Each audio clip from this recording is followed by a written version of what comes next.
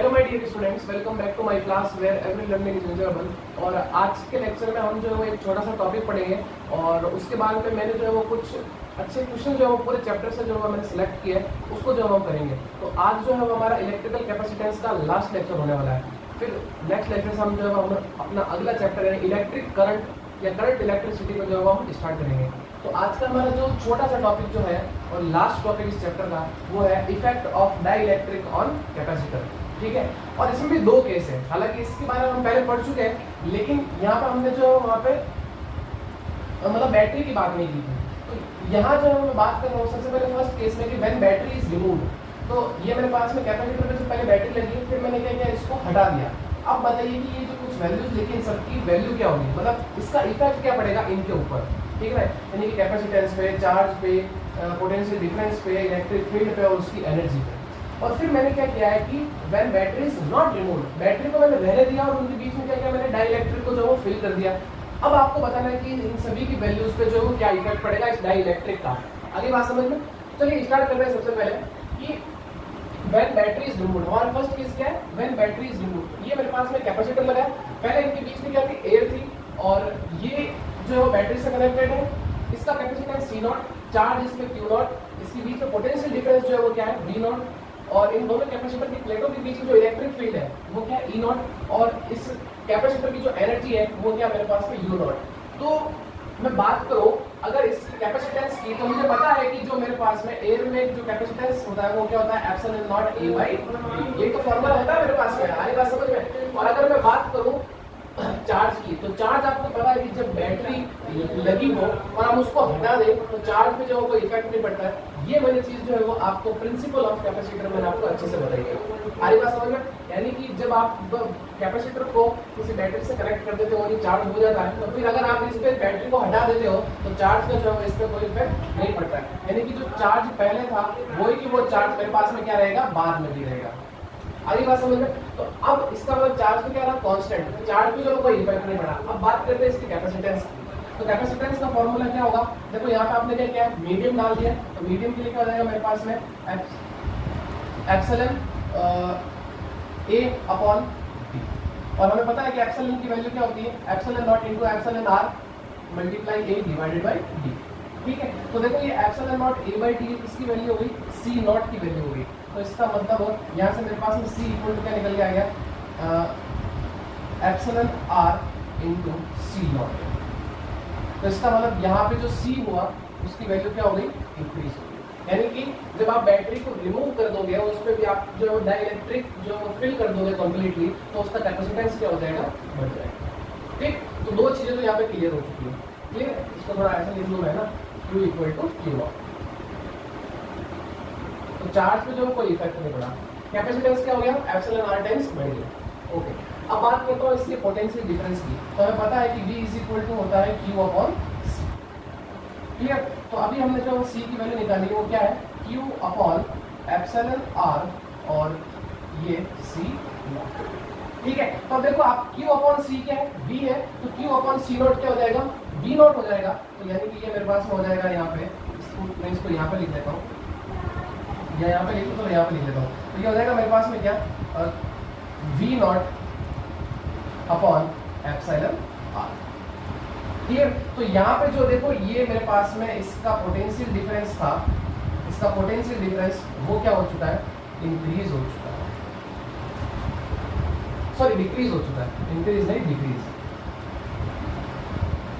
कैसे, क्योंकि देखो V0 अपॉन एप्सिलॉन R है ना, पहले तो क्या था, V0 था, अब क्या हो गया 1 अपॉन एप्सिलॉन R। तो वैल्यू क्या हो जाएगी, कम हो जाएगी ना, तो पोटेंशियल डिफरेंस उसका क्या हो जाएगा, कम हो जाएगा, या बोल सकते हैं पोटेंशियल उसका क्या हो जाएगा, कम हो जाएगा ना। बात करें इलेक्ट्रिक फील्ड की, तो इलेक्ट्रिक फील्ड मुझे पता है वो होता है V बाई D, और V की वैल्यू यहाँ से रख लो आप, ये देखो V इक्वल टू ना V0 अपॉन एप्सिलॉन R। तो ये हो जाएगा V0 upon epsilon R into, अच्छा देखो E equal to V upon D है, तो V0 अपॉन D क्या हो जाएगा, E0 हो जाएगा, E0 अपॉन एप्सिलॉन।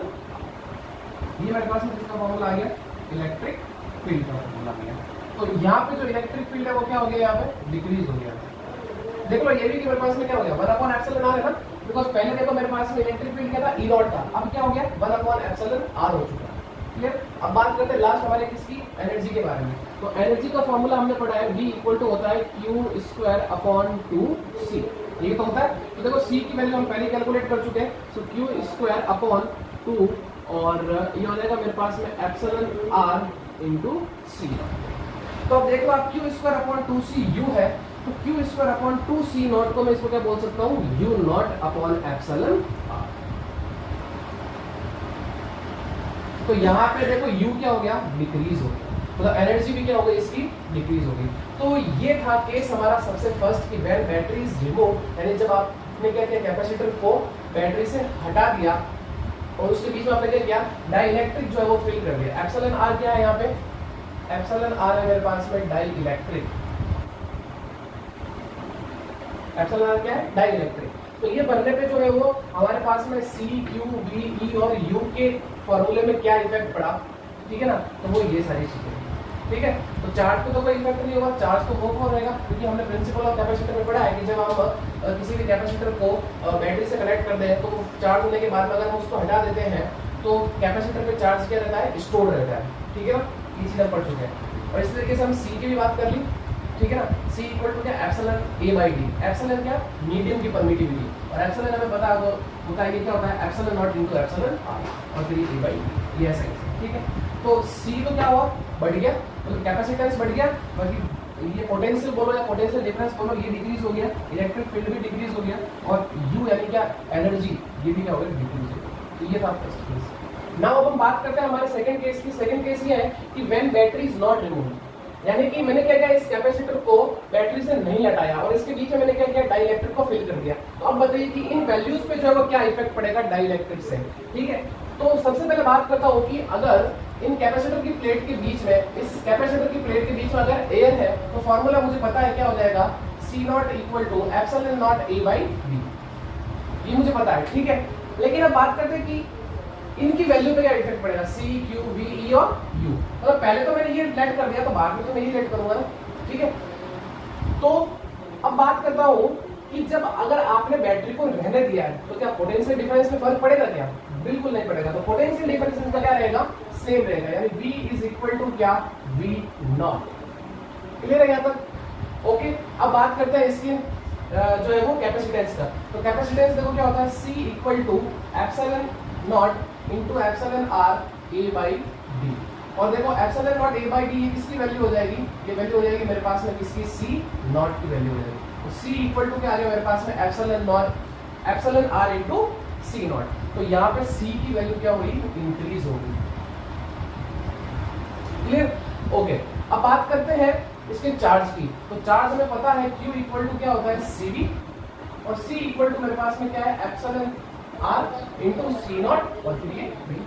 तो देखो मेरे पास में Q इक्वल टू CV है, तो देखो C0 भी मेरे पास में क्या हो जाएगा, Q0 हो जाएगा। तो ये हो जाएगा मेरे पास में epsilon R into Q0। Clear. तो यहाँ पर देखो मेरे पास में चार्ज क्या हो गया, एप्सिलॉन R टाइम्स बढ़ गया। क्लियर। अब बात करते हैं इसके इलेक्ट्रिक फील्ड की। तो देखो इलेक्ट्रिक फील्ड क्या होगा, तो इलेक्ट्रिक फील्ड मेरे पास में होता है क्या, V/D। ये तो होता है इलेक्ट्रिक फील्ड क्या है, V/D, और हमें पता है कि V इक्वल टू क्या है, यहाँ पे V0 है, तो ये V0/D। तो इसका मतलब इलेक्ट्रिक फील्ड क्या होगा मेरे पास में, E0। ये देख लो V/D क्या है, E है ना, तो V0/D क्या हो जाएगा, E0 ही तो हो जाएगा। अरे बस समझ। तो यहाँ पे जो इलेक्ट्रिक फील्ड है वो क्या रहा, कांस्टेंट, ठीक है, कोई दिक्कत नहीं ना। अब बात करते हैं हम इसके एनर्जी की। तो एनर्जी U इक्वल टू होता है हाफ CV²। तो ये तो मेरे पास था हाफ, C की वैल्यू यहाँ से रख लो, सॉरी यहाँ से, तो हो जाएगा मेरे पास में एप्सिलॉन R इनटू C0 और फिर ये V²। क्लियर। तो अब देखो आप खुद क्लियरली कि हाफ CV² U है, तो हाफ C0 V² मेरे पास में क्या हो जाएगा, ये हो जाएगा मेरे पास में क्या, U0 divided by, sorry multiply epsilon R। Clear. तो यहाँ से मुझे पता चला कि जो एनर्जी है वो क्या हो गई, एप्सिलॉन R टाइम्स हो गई, यानी एनर्जी यहाँ पे बढ़ गई। ठीक। तो यहाँ पे जो है वो तीन चीजें बढ़ चुकी है, कौन कौन सी, एक तो कैपेसिटेंस, एक चार्ज और एक एनर्जी। और जो इलेक्ट्रिक फील्ड है वो क्या हो गया यहाँ पे, कांस्टेंट। तो ये था effect of dielectric on capacitor, कि जब बैटरी क्या रिमूव हो और बैटरी नॉट रिमूव हो, तो ये दोनों केसेस होते हैं। ठीक है, तो ये पूछे जा सकते हैं, तो आपको जो है वो अच्छे से इसको क्लियर करना है। ठीक, तो अब हम जो है वो इसके बाद में पढ़ेंगे कि कुछ मैंने अच्छे एग्जाम्पल यहाँ पे लिए हैं, उनको जो है वो हम सॉल्व करेंगे। तो फटाफट इसका स्क्रीनशॉट लीजिए, फिर हम जो है वो इस चैप्टर से रिलेटेड कुछ अच्छे एग्जाम्पल करते हैं। ठीक है,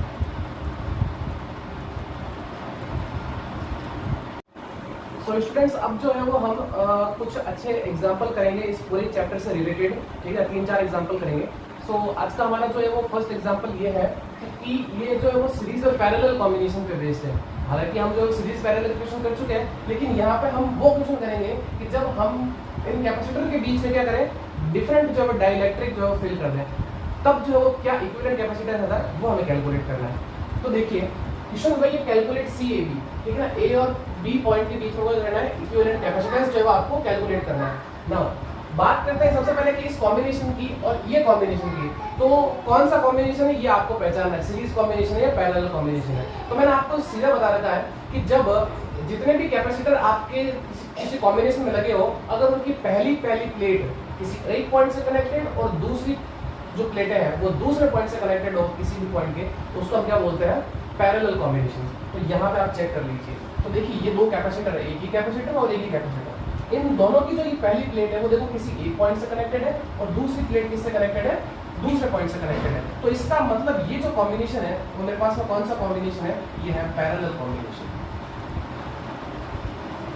कौन सा कॉम्बिनेशन है ये, पैरेलल कॉम्बिनेशन। और पैरेलल कॉम्बिनेशन हम क्या करते हैं, सीधा ही C1 प्लस C2 ये चीज करेंगे। तो हमें क्या करना है, इस कैपेसिटर की बात करूं तो इसका जो कैपेसिटेंस होगा वो होगा C1, इस कैपेसिटर का जो है वो कैपेसिटेंस होगा क्या, C2। तो सबसे पहले जो है मैं C1 C2 कैलकुलेट कर देता हूँ। तो देखो C1 मेरे पास में क्या आएगा, हमें पता है फॉर्मूला क्या होता है एयर के लिए, epsilon not A by D, because C का फॉर्मूला हमें पता है ना, epsilon not A by D ये। और अगर मैं मीडियम की बात करूँ तो मीडियम के लिए क्या होता है, एप्सिलॉन A बाई डी, यही होता है। बट मेरे पास में क्या है, यहाँ पे जो है वो डाइलेक्ट्रिक मीडियम भरा हुआ है, तो इसलिए मैं जो है ये फॉर्मूला यूज करूंगा। और एप्सिलॉन मुझे पता है क्या होता है, epsilon naught into epsilon R1। और ये अब देखो इनका एरिया क्या देगा, इसका A/2, डिस्टेंस क्या देगी D। तो इसका वाला इसका एरिया हो गया A/2 और डिस्टेंस हो गई क्या, D। ठीक है, तो ये मेरे पास में C1 का निकल के आ गया, epsilon naught into epsilon R into A divided by 2D। बोलो क्लियर है यहाँ तक, ठीक है। नाउ अब बात करता हूँ मैं C2 की। तो C2 मेरे पास में क्या होगा, epsilon naught epsilon R1 area क्या दे रखा है A/2 ये A और डिवाइडेड बाय 2 और फिर ये D। तो ये मेरे पास में क्या निकल के आ गया इसका C2, यानी दूसरे कैपेसिटर का कैपेसिटेंस। अब मुझे क्या करना है, CAB निकालना है। तो CAB सीधा ही फॉर्मूला लगा लो आप, CAB is equal to C1 plus C2। तो CAB is equal to epsilon naught epsilon R1 A by 2D plus epsilon naught epsilon R2, तो यहाँ पे क्या आएगा 2 आएगा। So epsilon R2 A by 2D। तो देखो क्या चीज कॉमन आ रही है, उनको कॉमन ले लो। सो CAB इज इक्वल टू, एक तो एप्सिलॉन नॉट आ रहा है, एक A आ रहा है और अपॉन 2D भी जो है वो कॉमन आ रहा है। यहाँ अंदर क्या बच गया, epsilon R1 plus epsilon R2, यही इसका इक्विवेलेंट कैपेसिटेंस होता है। क्लियर, आगे बात समझ में। नाउ हम चलते हैं हमारे नेक्स्ट एग्जांपल पे। ये कौन सा कॉम्बिनेशन है, तो आपको पता है कि जब सीरीज कॉम्बिनेशन में क्या होता है कि जितने भी कैपेसिटर लगे हैं उनकी जो दूसरी प्लेट होती है वो किसी जो अगले कैपेसिटर से कनेक्टेड होती है, फिर उस कैपेसिटर की दूसरी प्लेट किसी अगले कैपेसिटर से कनेक्टेड होती है और इस तरीके से क्या होता है, एक सीरीज बन जाती है। तो सेम यहाँ पे भी ऐसे ही है। तो देखो ये एक कैपेसिटर है और ये एक कैपेसिटर है, तो इस कैपेसिटर की ये वाली प्लेट जो है इससे कनेक्टेड है, तो इसका मतलब ये क्या हो गया, सीरीज कॉम्बिनेशन हो गया। यहाँ पे कौन सा कॉम्बिनेशन है, सीरीज कॉम्बिनेशन। कौन सा, सीरीज कॉम्बिनेशन। क्लियर, या तो बात क्लियर। अब बात करते हैं इनके C1 और C2 की। तो C1 मेरे पास में क्या होगा, epsilon naught into epsilon R1 A upon distance कितनी इनके बीच की, D/2। तो ये 2 का चला जाएगा ऊपर, तो C1 आ जाएगा मेरे पास में 2 epsilon naught into epsilon R1 A/D। इस तरीके से C2 की बात करें तो वो मेरे पास हो जाएगा epsilon naught epsilon R2 A/D/2। तो 2 का वापस ऊपर चला जाएगा और ये D। क्लियर है यहाँ तक। तो ये मैंने क्या निकाल लिया, C1 C2 निकाल लिया। अब मुझे क्या निकालना है, इक्विवेलेंट कैपेसिटेंस। तो मुझे पता है कि 1/CAB इज इक्वल टू क्या होगा, 1/C1 प्लस 1/C2। पैरेलल में यही फॉर्मूला हम यूज करेंगे। So 1/CAB is equal to 1/C1। तो ये वैल्यू रखेंगे तो देखो ये D जो है वो क्या चला जाएगा, ऊपर की ओर चला जाएगा ना, ये देखो 1/C1, तो इसका मतलब 1/C1 तो ये हो जाएगा 1/2 epsilon naught epsilon R1 A by D। तो इस D को क्या करता हूँ मैं ऊपर शिफ्ट कर देता हूँ, तो ये जो है वो ऊपर चला जाएगा। फिर प्लस इस तरीके से यहाँ पे हो जाएगा D/2 epsilon naught epsilon R1 sorry epsilon R2 और फिर मल्टीप्लाई। अब देखो जो चीज कॉमन आ रही है उसको कॉमन ले लो। 1/CAB इज इक्वल टू क्या कॉमन आ रहा है, D/2 epsilon naught into D, और यहाँ क्या बच गया 1/एप्सिलॉन R1 प्लस 1/एप्सिलॉन R2। ठीक है, so 1/CAB is equal to D/2 epsilon naught into A। LCM लेंगे इसका तो आ जाएगा क्या, epsilon R1 into epsilon R2, और ऊपर क्या बच जाएगा epsilon R1 plus epsilon R2। लेकिन मुझे क्या निकालना, CAB निकालना, तो वैल्यू क्या हो जाएगी, उल्टी हो जाएगी। यानी CAB इज इक्वल टू ये हो जाएगा कुछ इस तरीके से 2 epsilon not A by D। इस 2 को जो मैं अंदर ले जाता हूँ, ठीक है ना, epsilon not A by D 2 epsilon R1 epsilon R2 divided by epsilon R1 plus epsilon R2। ये होता है कैपेसिटेंस का फॉर्मूला जब इस तरीके से जो है वो कॉम्बिनेशन होता है, ठीक है ना, सीरीज कॉम्बिनेशन। एक और आ जाता कैपेसिटर तो हम क्या करते हैं 1/C3 कर देते हैं, ठीक है। तो ये थे आज के 2 एग्जांपल। नेक्स्ट 2 और एग्जांपल करते हैं, तो फटाफट इसका स्क्रीनशॉट लीजिए, फिर हम जो है आगे बढ़ते हैं। सो स्टूडेंट्स, बात करते हैं हमारे नेक्स्ट 2 एग्जांपल की। तो एग्जांपल नंबर 2 हमारा कुछ इस तरीके से है कि n mercury drops of equal radius and charge combine to form a big drop. तो how much would be the capacitance and potential of big drop? यानी कि मेरे पास में क्या है, n जो है वो स्मॉल ड्रॉप्स है, ठीक है ना, वो किसकी, मरकरी की। तो वो मिलके क्या कर रही है, एक बड़ी ड्रॉप बना रही है। तो आपको ये बताना है कि उस बड़ी ड्रॉप का कैपेसिटेंस और पोटेंशियल क्या है। क्लियर, तो यहाँ पे चलते हैं। तो देखो कुछ इस तरीके से है कि ये मेरे पास में देखो ये जो है कुछ ड्रॉप्स है, ठीक है ना, और ये सभी मिलके क्या कर रही है, एक बड़ी ड्रॉप बना रही है, ठीक है, क्लियर। तो इन सभी की रेडियस सेम है, आर आर आर, है ना, ये बोल दिया आपको। और चार्ज भी क्या सेम, इसमें भी चार्ज Q, ठीक है, इसमें भी चार्ज Q और इसमें भी चार्ज Q है, ठीक। तो इस पर मतलब चार्ज कितना हो जाएगा, NQ हो जाएगा, और इसकी रेडियस मैंने मान ली क्या, कैपिटल आर, ठीक है। पहले बोलते हैं आपको n mercury drops of equal radius and charge, तो इक्वल रेडियस एंड जो है वो इनके ऊपर चार्ज क्या Q, ये मिलकर करीब एक बड़ी ड्रॉप बना रही है। वो है मेरे पास में क्या, जिसकी रेडियस क्या है r, और इस पे चार्ज क्या हो गया NQ, क्लियर।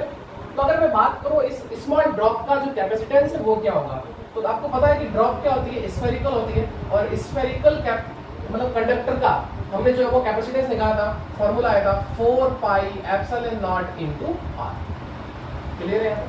अच्छा, अब एक चीज ये कि ये जितने भी ड्रॉप्स है इन सभी के वॉल्यूम को अगर मैं जोड़ दूं तो क्या वो इसके वॉल्यूम के इक्वल आएगा, बिल्कुल इसके इक्वल आएगा 100%, बिकॉज इनका जितना वॉल्यूम होगा इन सभी को मिला के उतना इसका भी तो वॉल्यूम होगा। तो यहाँ पे लिख सकता हूँ मैं volume of big drop equal to volume of small drops, और इसको मल्टीप्लाई करूंगा किससे, मैं n से, बिकॉज क्यों, मेरे पास में कितनी है, n ड्रॉप्स है इसलिए।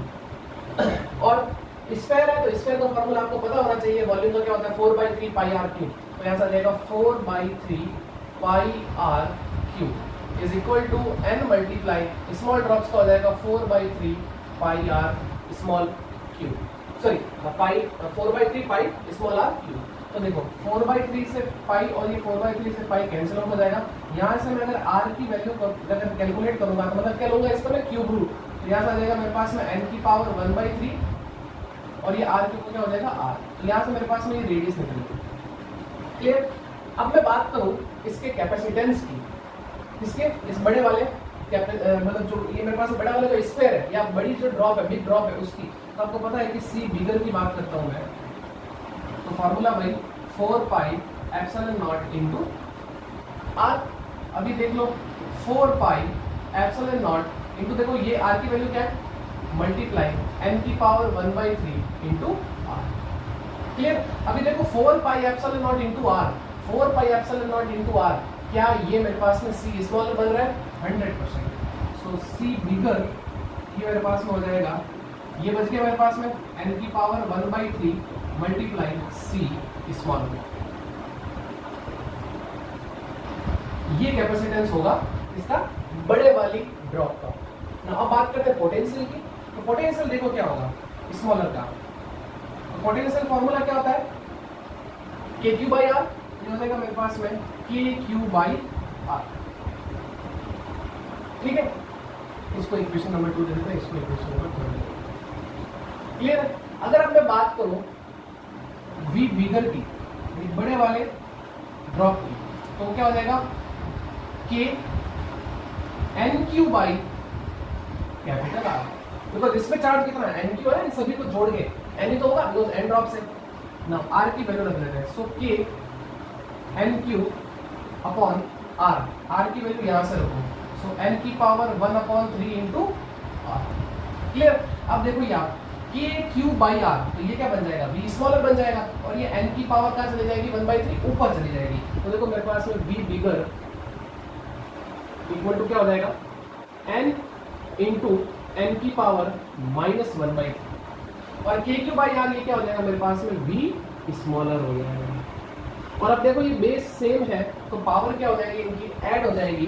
सो फाइनली मेरे पास में v बिगर जो निकल के आएगा वो ये होगा n की पावर 2/3, n की पावर कितना 2/3, और ये हो जाएगा मेरे पास में v स्मॉलर। तो आपको जो है वो क्वेश्चन में दे रखी होगी है ना कितनी ड्रॉप्स है, मान लो आपको बोल दिया 25 ड्रॉप्स है, तो आपको करना कुछ नहीं है, यहाँ n की जगह कितना रखना है 25 रखना है। तो क्वेश्चन में आपको न्यूमेरिकल वैल्यू मिल जाती है। तो आपको मैंने क्या किया कि स्टैंडर्ड जो रिजल्ट होता है वो मैंने आपको कैलकुलेट करके दे दिया। तो क्वेश्चन में आपको चेंज दे सकता है ना, मान लो कि 25 ड्रॉप्स दे दे है ना, 125 ड्रॉप्स दे दे, तो कुछ इस तरीके से जिनका हमें क्या बताओ क्यूब रूट बताओ कुछ इस तरीके से, ठीक है ना 64 वगैरह, तो वो आप कैलकुलेट करना। और सी स्मॉलर और बी स्मॉलर की वैल्यू आपको दे रखी होती है, तो ये आपको कैलकुलेट करना पड़ता है। क्लियर। तो ये था एग्जांपल। नाउ हमारा लास्ट एग्जांपल आज का वो ये है कि a capacitor of capacitance 600 picofarad is charged bye a battery of 200 volt. एक कैपेसिटर है 600 पिकोफैराड का, इसको कनेक्ट किया गया किससे 200 की वोल्ट, मतलब 200 वोल्ट की बैटरी से। Now the battery is removed, अब बैटरी को हटा दिया है, and the capacitor is attached to an uncharged capacitor of 600 picofarad। जो 600 picofarad का पहले वाला कैपेसिटर था अब उसको कनेक्ट कर दिया किससे 600 picofarad के दूसरे कैपेसिटर से। तो आपको पूछा है कि how static electric potential energy is lost in this process. सबसे पहले बात करूंगा कि C1, इसको मैं C1 देता हूं बिकॉज़ दो कैपेसिटर है ना, इसको C1 दे देता हूं। C1 कितना है 600 पिकोफैराड, तो इसका मतलब C2 भी कितना है मेरे पास में 600 पिकोफैराड, ये भी कितना है 600 पिकोफैराड। नाउ बैटरी की बात करो तो ये मेरे पास में V1 वो कितना दे रहा है 200 वोल्ट। अब जब बैटरी हटा दी तो वोल्टेज क्या हो गया 0। क्लियर। ये चीज क्लियर है। आपको क्या पूछा है एनर्जी लॉस पूछा है, और एनर्जी लॉस का हमें फॉर्मूला पता है, U इक्वल टू क्या होता है half C1 C2 upon C1 plus C2 multiply V1 minus V2 का होल स्क्वायर। ये तो फॉर्मूला था मेरे पास में एनर्जी लॉस का। अब करना कुछ नहीं, सारी वैल्यूज दे रखी, वैल्यू रखो और answer. So delta U equal to half C1 कितना मेरे पास में 600 पिकोफैराड, तो पिकोफैराड को मैं चेंज करूंगा 10 की पावर -12। नाउ यहाँ पे भी मेरे पास में क्या रहेगा 600 into 10 to the power -12 divided by C1 plus C2 यानी कि 600 प्लस 600 इंटू कितना 10 की power -12 multiply V1 minus V2 यानी 200 माइनस 0 का होल स्क्वायर। क्लियर। अब ये पोर्शन है कैलकुलेशन का, ये चीज तो आपको करनी पड़ेगी। तो मैं आंसर लिख देता हूं इसका, वो आता है delta U equal to 6 into 10 to the power -6 joule. इतनी एनर्जी जो है वो लॉस होना। क्लियर है यहाँ तक? आगे बात समझ में? तो आज के लेक्चर में इतना ही। नेक्स्ट लेक्चर से हम जो है वो हमारा नेक्स्ट चैप्टर स्टार्ट करेंगे जो होगा करंट इलेक्ट्रिसिटी यानी इलेक्ट्रिक करंट। तो इसी तरीके से वीडियो को ज़्यादा से ज़्यादा शेयर करिए, चैनल को सब्सक्राइब करिए, ठीक है। तो मिलते हैं नेक्स्ट वीडियो में, तब तक thank you and good bye.